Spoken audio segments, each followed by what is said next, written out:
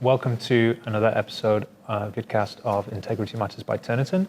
And today I'm pleased to be joined by Professor Kevin Dunn, who's Pro Vice-Chancellor Research at University of Western Sydney. Thanks for joining us today, Kevin. Oh, absolute pleasure, James.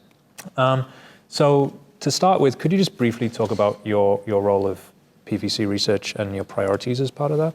Absolutely. So as Pro Vice-Chancellor Research at Western Sydney University, I have a number of responsibilities, one of which is research impact and integrity, and the other is research infrastructure, of course, making sure that we have the right resources at the right time available to turn our great academics into even greater academics, to help them with their research careers. That's the last part. But you're more interested in my impact and integrity roles, I guess, today. Correct, yes. I'd love to hear a bit more about how you approach research integrity as an institution and how you ensure that it's maintained. Sure. Let me start from the bottom. Our undergraduates, we expect undergraduates to graduate with a sense of research. You shouldn't come out of a university unless you understand research and can be in a discussion about research. And of course, you can't be in a discussion about research without being able to talk about research ethics. And so research ethics are part of the undergraduate research training of the university. That's the first thing. At the postgraduate level, all of our candidates, PhD candidates, as part of their confirmation of candidature, will need to undertake our research ethics training modules. We've brought them in from other providers at times, as well as what we offer ourselves within the schools and bespoke to disciplines. But we do use some off-the-shelf research ethics packages as well. For a long time, one from the United Kingdom, now one that's been sourced from Australia, from another university, and we find that very useful. Our academics have access to the same research ethics training packages, and we encourage them to, especially when they're new to the university or new to Australian research, if they come from overseas, we encourage them to go through that training as well. And of course, like all universities these days, we have a human research ethics, animal research ethics, etc. Protocols for the university for all research. All research, it's expected, will go through an ethics review process, and we make sure that happens.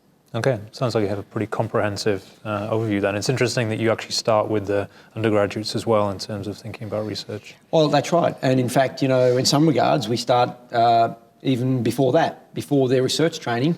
We teach them about plagiarism and what constitutes fair scholarship. These are important things to get right early. Now, a topic that's been in the news a lot recently has been around international students as second language English, and the support or lack of support potentially that they're getting from Australian universities. I'd be interested to get your take on that, your thoughts on that, and potentially what the sector could maybe do more. Yeah, well, I think there is no doubt that there are, for some international students, depending on their origins, a cultural basis to why they may not quite understand academic integrity in the way that we would. And we should be honest that the way that we have constructed peer review and the development of knowledge is Western-centric, for good or ill. And so in some countries, though, they have a different view about how you impart knowledge and how you teach. And so, we have to be cognizant of that. And at Western Sydney University, I think we've done a pretty good job of doing that. We do offer additional academic literacy programs for international students, whether they're undergraduate or postgraduate, and we offer bespoke programs for PhD students in particular as well. But for the high degree research candidates, we really rely on the disciplines and the supervisors as well to inculcate those standards of academic integrity. Now, you personally have focused a lot on diversity and equality in your research. Yes. Thinking, we're talking about academic integrity a lot, but also there's just the essential integrity of assessment. How do we ensure that every student is getting, that we retain the integrity and that every student is getting equal outcomes from the same assessment? And that could be simply as you mark something at the start of the day, at the end of the day you're gonna be, there's something there, or there could be a bias, maybe deliberate and often non-deliberate bias. Yes. Yeah. Have you got any thoughts around potentially how universities and individual teachers, lecturers can approach things to make sure there is that equality and that integrity? Yeah, in this yeah, I do, assessment? James. I have quite a few thoughts on this. In large parts of the sector in Australia now, we're quite good at this, in fact. In large, that has been because of the massification of our teaching. Very few universities these days run small units.